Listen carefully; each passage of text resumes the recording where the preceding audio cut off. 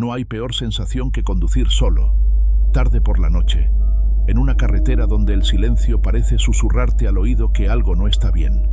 Y eso fue exactamente lo que me pasó esa noche. Me llamo Benjamín, tengo 36 años y todavía me cuesta entender lo que viví.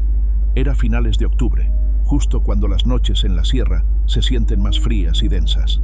Había terminado un turno de 16 horas en la fábrica de autopartes en Gómez Palacio, así que lo único que quería era llegar a mi rancho en Los Robles, cerca de Mezquital, cenar algo sencillo y dormir hasta que el cuerpo aguantara.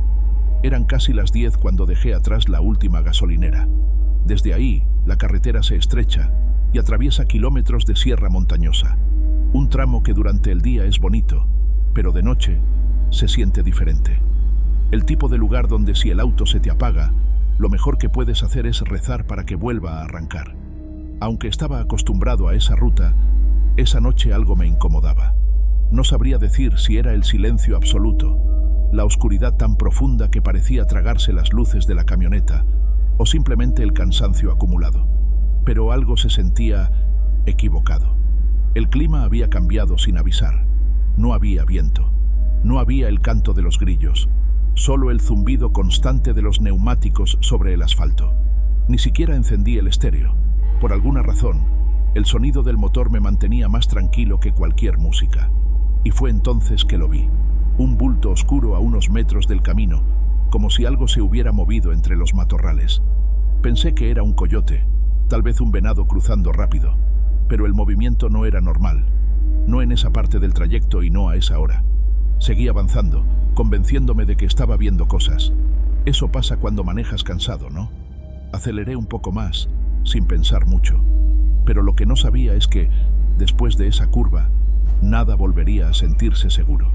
A veces me pregunto si debí haber dado la vuelta en ese momento, regresar a la ciudad, buscar un hotel barato y olvidarme del rancho esa noche. Pero ya sabes cómo es la vida. Uno piensa que controla el camino, hasta que el camino te demuestra lo contrario. Por cierto, si te gustan las historias de terror, de esas que te hacen revisar 2 veces que la puerta esté bien cerrada, suscríbete y activa la campanita. Aquí siempre hay espacio para los que se atreven a escuchar lo que nadie más se atreve a contar.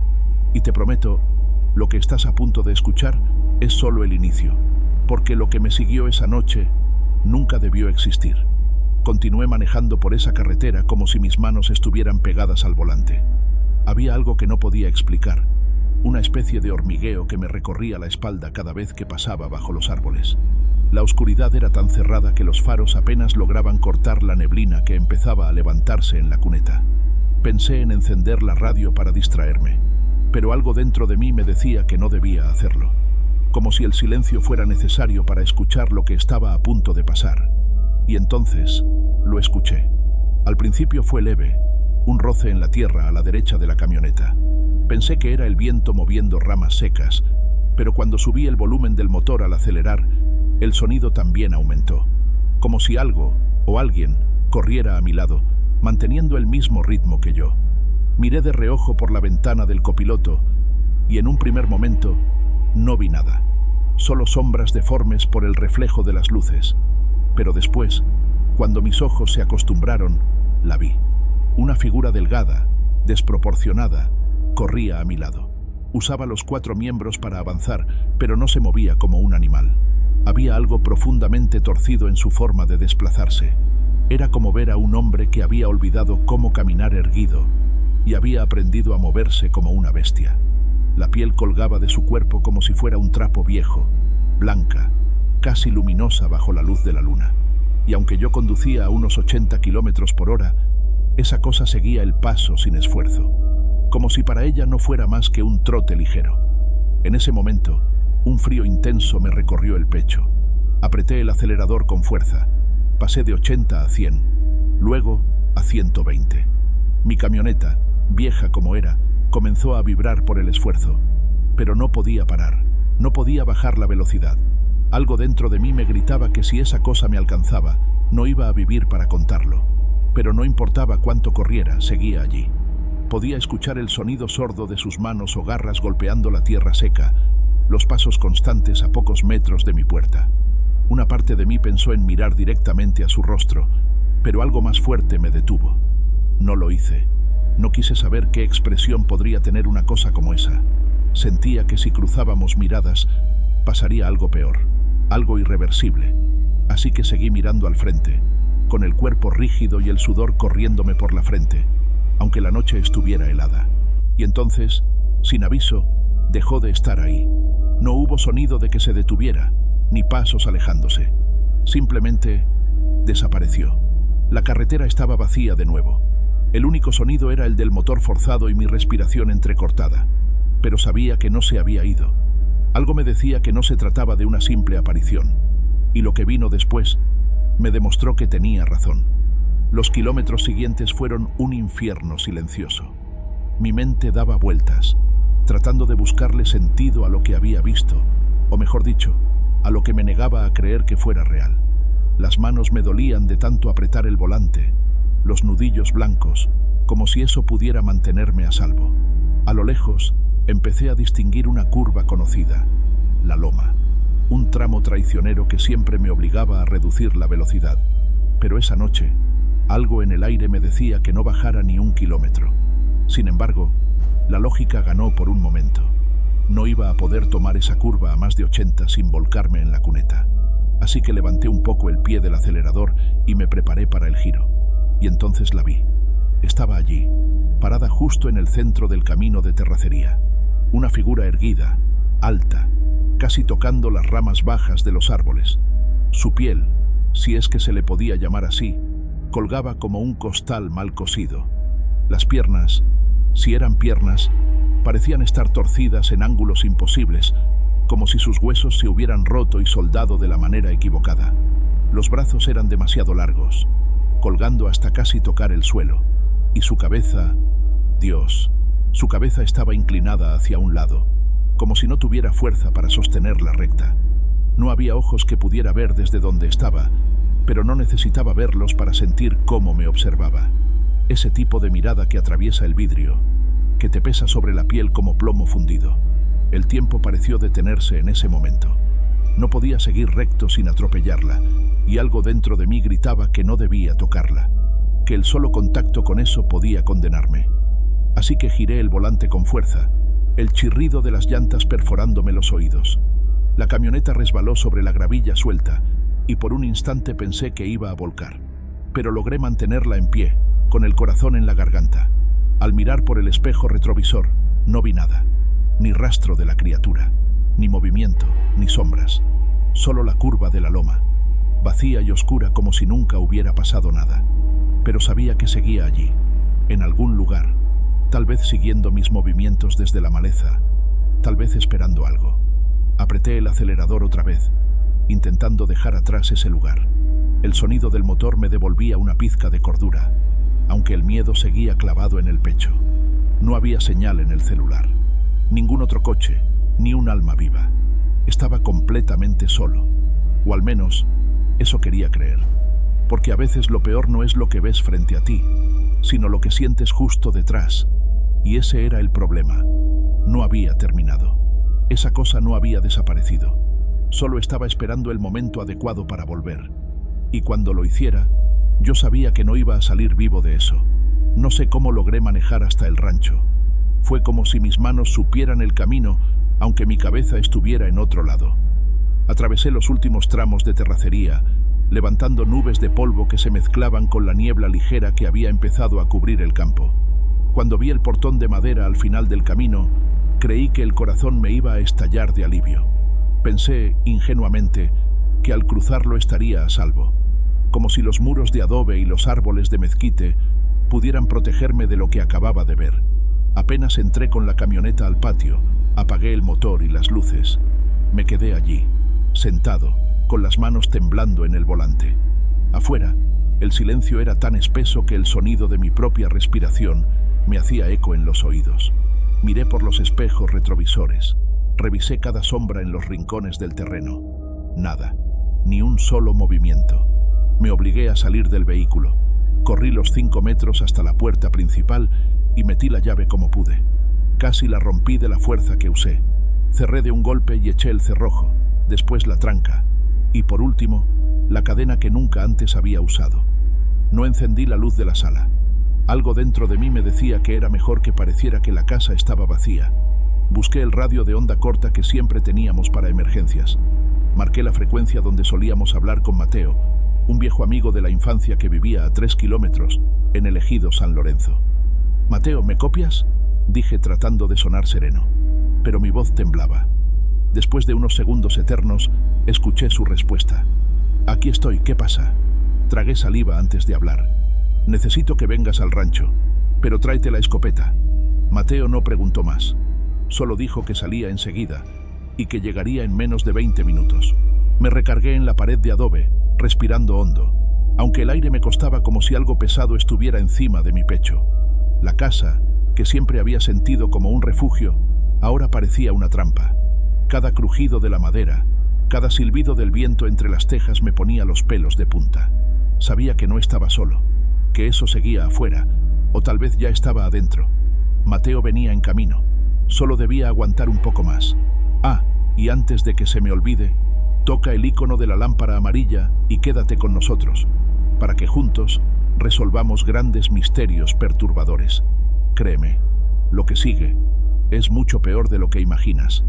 No sé cuánto tiempo pasó desde que hablé con Mateo, pero esos minutos se sintieron como horas.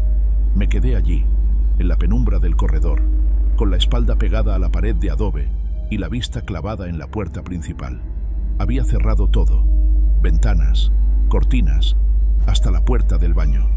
Aún así, sentía que algo se movía afuera, como si rodearan la casa, como si esperaran que cometiera un error. El aire estaba denso, caliente, aunque la noche era fría. El silencio absoluto no ayudaba. Solo dejaba espacio para escuchar cada latido acelerado de mi corazón y el roce de mis manos sudadas contra el mango del machete viejo que había tomado en la cocina.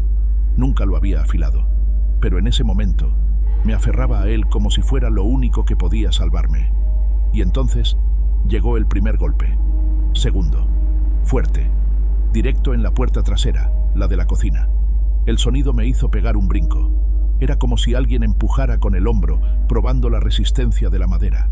Me acerqué despacio, los pies casi sin despegarse del suelo, respirando por la nariz para no hacer ruido. Me asomé por la pequeña rendija de la cortina y... nada, solo oscuridad. Pensé que había imaginado el golpe. Tal vez los nervios me estaban jugando una mala pasada. Pero entonces vino el segundo. Esta vez, la manija de la puerta se movió, girando con lentitud, como si alguien tuviera todo el tiempo del mundo para entrar. Contuve el aliento. La giraron de nuevo, un poco más fuerte, hasta que sonó el golpe del cerrojo, negándose a ceder. «Mateo, apúrate por favor», susurré, aunque sabía que no podía oírme. Me alejé de la puerta, retrocediendo hasta el pasillo. Y fue ahí cuando el golpe cambió. Ya no eran empujones. Alguien, o algo, comenzó a golpear con lo que sonaban como puños cerrados. Fuerte, con ritmo. 1, 2, 3 veces. El sonido se propagaba por toda la casa. Parecía que golpeaban desde varios lugares al mismo tiempo, pero sabía que solo había un acceso abierto afuera, la puerta trasera. Y entonces escuché otra cosa, algo que me heló hasta los huesos. Una respiración, lenta, pesada, justo del otro lado de la madera. Y después una voz ronca, apenas un susurro. «Sé que estás ahí. Te vi llegar». No sé cómo no solté el machete de la impresión. Mi garganta se cerró. Esa voz no era de Mateo ni de nadie que conociera. Era grave, rasposa, como si arrastrara grava dentro del pecho. «Sal, no tienes a dónde ir», continuó. Y entonces, otro golpe, tan fuerte que hizo vibrar la tranca de la puerta. En ese momento escuché el ruido de un motor acercándose. Las luces altas de una camioneta iluminaron el terreno desde el portón principal. Era Mateo. Podía verlo bajarse del vehículo, escopeta en mano, moviéndose rápido hacia la casa, pero el que estaba afuera también lo vio. Escuché cómo se alejaban pasos apresurados, corriendo por el costado de la vivienda, hacia la parte donde Mateo todavía no alcanzaba a ver. Golpeé la ventana del frente con el machete para hacerle señas. Mateo me miró, asintió y rodeó la casa, desapareciendo tras la esquina. No podía saber qué encontraría allí. Yo solo sabía una cosa: lo que fuera que nos estaba acechando no había terminado todavía. Y lo peor era que esa noche apenas comenzaba. Mateo se movía con la precisión de alguien que ya había estado en situaciones peligrosas antes. Su figura recortada contra las luces de su camioneta me devolvió un poco la respiración, aunque solo fuera por unos segundos. Lo vi caminar pegado a las paredes de la casa, escopeta en alto, como si supiera que cualquier descuido podía costarnos caro. Desde la ventana apenas podía seguirlo con la vista. Era como si la oscuridad se lo tragara cada pocos pasos. Pasaron minutos que parecieron horas, hasta que regresó a la puerta principal. Golpeó 2 veces, una pausa y luego una más. Esa era nuestra señal de siempre. Le abrí lo justo para que entrara, y apenas cruzó el umbral, echamos otra vez el cerrojo y la cadena. Su cara estaba tensa, los ojos abiertos, atentos. No vi a nadie, pero algo se movía allá atrás. No era un hombre, o no uno normal, murmuró, mientras aseguraba el arma con ambas manos. No alcancé a responderle cuando vimos algo a través de la ventana del comedor. Faros encendidos. Una luz roja intensa iluminaba el camino que bajaba desde la sierra. Era un coche, viejo, de esos sedanes de los años 90, avanzando despacio, como si flotara sobre el camino de tierra. No hacía ruido, o al menos no el suficiente para que lo escucháramos desde la casa. Lo raro era que el motor debería haber sonado a esa distancia, pero nada. El vehículo se detuvo justo donde comenzaba el terreno del rancho, frente al portón de madera. De él bajó un hombre alto, flaco, vestido con un sombrero de ala ancha y una chaqueta gruesa, como de cuero, aunque parecía más un pellejo reseco. No vimos su cara, pero sus movimientos eran lentos, casi metódicos. Se quedó de pie, mirando directo hacia la casa, aunque estábamos seguros de que no podía vernos a través de las ventanas oscurecidas. Mateo se tensó aún más. Ese no es ningún ranchero. No se mueve como uno, dijo casi sin voz. Yo asentí. Había algo en la forma en que aquel hombre se quedaba quieto, algo que ponía los nervios de punta.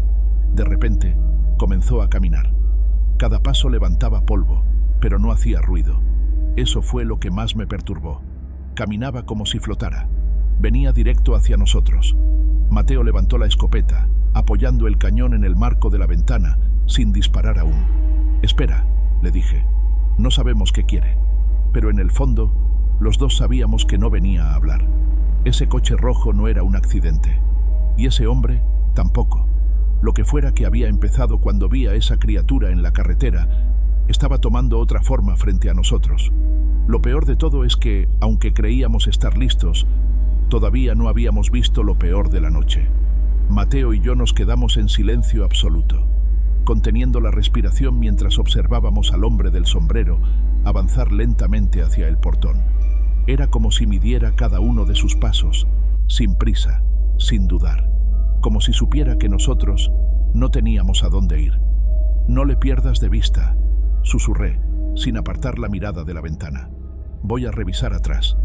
Mateo asintió con un movimiento breve, sin despegar el ojo de la mira de la escopeta.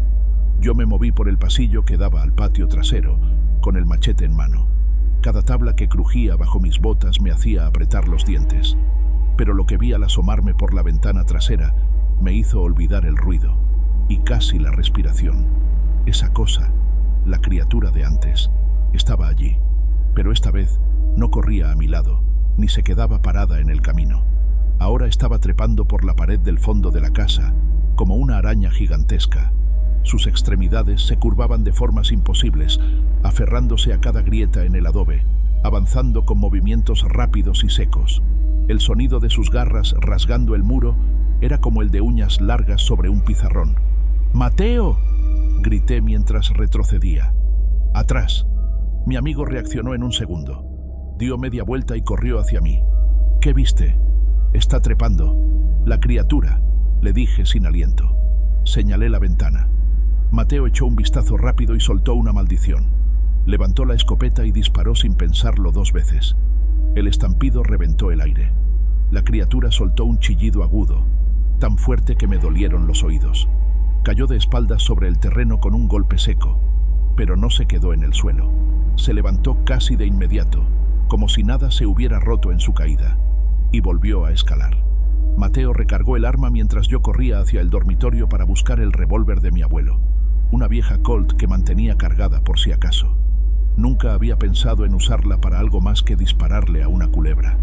Pero ahí estaba, en mis manos temblorosas, mientras escuchaba cómo algo raspaba el techo de la casa. Volví corriendo al pasillo. «Está en el techo», dijo Mateo, señalando hacia arriba. Escuchábamos los pasos lentos, los arañazos, como si la cosa se arrastrara sobre las tejas. «¿Y el otro?», pregunté. Mateo miró hacia el frente. El hombre del sombrero ya no estaba donde lo habíamos visto. «No lo veo», dijo con un tono que me erizó la piel. Me acerqué a la ventana. Entonces lo vi. Venía caminando justo hacia la puerta principal. Tenía el cuchillo en la mano derecha, largo como el antebrazo de un hombre. En la otra, algo que no supe identificar en ese momento. Su andar era tranquilo, seguro, como si estuviera entrando en su propia casa. Mateo respiró hondo. «Si pasa de esa puerta, disparo», aseguró. Yo levanté el revólver. Mis dedos estaban resbalosos por el sudor, pero me forcé a sostenerlo firme. «No vamos a dejar que entre», le respondí, aunque no sabía si intentaba convencerlo a él o a mí mismo. El hombre del sombrero se detuvo a menos de 2 metros de la puerta. Levantó la cabeza, y aunque la sombra de su sombrero cubría su rostro, pude ver su sonrisa, una mueca torcida, antinatural, como si su piel estuviera mal puesta sobre los huesos. «Ábranme», dijo, con esa voz grave que parecía venir desde la tierra misma. «Solo quiero hablar». Pero nosotros sabíamos que lo que él quería no tenía nada que ver con palabras. En ese instante, el tiempo pareció estirarse como un elástico a punto de romperse. Las palabras de aquel hombre aún flotaban en el aire, cargadas de un veneno que helaba la sangre. Mateo no dudó ni un segundo. Apretó el gatillo de la escopeta y un estampido ensordecedor retumbó en la casa. Vi cómo la puerta tembló con la fuerza del disparo, el proyectil atravesando la madera como si fuera papel. No esperé a ver si había funcionado. Levanté el revólver y disparé 2 veces más hacia el mismo punto. El olor a pólvora llenó el ambiente, mezclado con el del sudor y el miedo. Un segundo después, escuchamos algo pesado caer del otro lado. Mateo me miró, sin bajar la escopeta. «¿Lo tenemos?», preguntó. Quise creer que sí, pero entonces un chillido agudo se dejó escuchar desde el techo.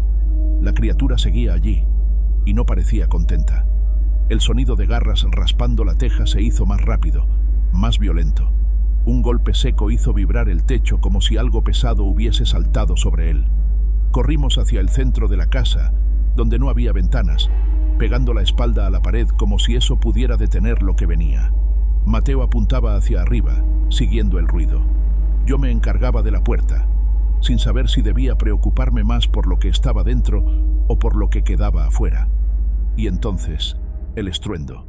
La criatura atravesó una parte del techo, cayendo en medio de la sala con un golpe que levantó polvo y astillas. Era peor de lo que recordaba. Más grande, su piel pálida colgaba de su cuerpo como si estuviera muerta y solo la movieran hilos invisibles. Su cabeza giraba de un lado a otro como si buscara a quién atacar primero. Mateo no vaciló. Le disparó a quemarropa y el cuerpo de la criatura se sacudió como si la hubieran electrocutado, pero no cayó. Yo disparé también, apuntando al torso, al cuello, a donde fuera, y aunque retrocedía con cada impacto, no caía. «¡A la camioneta!», gritó Mateo. No lo pensé 2 veces. Corrí hacia la puerta trasera, pateando la tranca que la mantenía cerrada. Mateo me cubrió mientras yo salía primero. La noche nos recibió con un frío que cortaba la piel. Corrimos como si el infierno nos persiguiera, porque en ese momento, eso era exactamente lo que sentíamos. Mateo subió al asiento del conductor y yo al lado contrario. No había tiempo de encender luces ni de mirar atrás. Apenas arrancó, escuchamos el ruido seco de garras contra el metal. Algo golpeó el techo de la camioneta mientras Mateo aceleraba como nunca. Yo, con el revólver aún en mano, miraba hacia los lados buscando el próximo ataque. «No va a dejarnos ir así de fácil», dije sin aliento. «Entonces tendremos que llevarla al límite», respondió él, pisando el acelerador a fondo. Y mientras dejábamos el rancho atrás, en el espejo retrovisor, vi la figura del hombre del sombrero de pie, observándonos. Su sonrisa seguía allí, en esa oscuridad, como si supiera algo que nosotros aún no habíamos entendido. Y lo peor, es que tenía razón. El motor rugía mientras la camioneta devoraba el camino de tierra como si pudiera volar sobre él. Aún podía escuchar los arañazos desgarrando la carrocería, mientras Mateo luchaba por mantener el volante firme. No sabíamos cuánto más iba a resistir el vehículo, o nosotros. Pero entonces, justo cuando creía que aquella cosa iba a atravesar el techo y arrancarnos de los asientos, vimos unas luces en la distancia. Eran rojas y azules, titilando como un faro en medio del abismo. La patrulla de la policía municipal venía de frente, sus sirenas apagadas, pero las luces encendidas, como si supieran que hacer ruido sería inútil. Mateo no frenó, solo giró bruscamente hacia un lado, derrapando hasta quedar atravesado en el camino, cubriéndonos el costado. Los policías bajaron en un segundo, armas desenfundadas, apuntando a todos lados. Yo bajé tambaleando, sin dejar de señalar hacia atrás. «¡Está ahí! ¡En el techo! ¡Nos siguió!», grité. Uno de los oficiales, el comandante Rojas, se acercó. Lo conocíamos de toda la vida. Era de esos hombres que ya habían visto demasiado para asustarse por algo. Pero al mirar el techo de la camioneta, frunció el ceño. No había nada, ni marcas, ni garras, solo el polvo levantado por nuestro derrape. Mateo y yo intercambiamos una mirada. Sabíamos lo que habíamos sentido, lo que habíamos oído. No era un invento, pero allí, frente a ellos, no había rastro. ¿El tipo del sombrero?, preguntó el comandante. Yo asentí de inmediato. Estaba parado junto al portón cuando nos fuimos. Nos atacó. Tenía un cuchillo, algo más. Los policías se miraron entre ellos. No dijeron nada en ese momento, pero sacaron sus linternas y comenzaron a revisar el terreno. 2 de ellos fueron hacia el rancho. Otros se quedaron asegurando el perímetro. Nosotros no podíamos hacer más que esperar. Pasaron casi 2 horas hasta que regresaron. Traían al hombre del sombrero. Estaba muerto. Según dijeron, había recibido 2 disparos, uno de escopeta y otro de arma corta. Lo encontraron a un lado del portón, como si nunca se hubiera movido de allí. Nadie mencionó la criatura.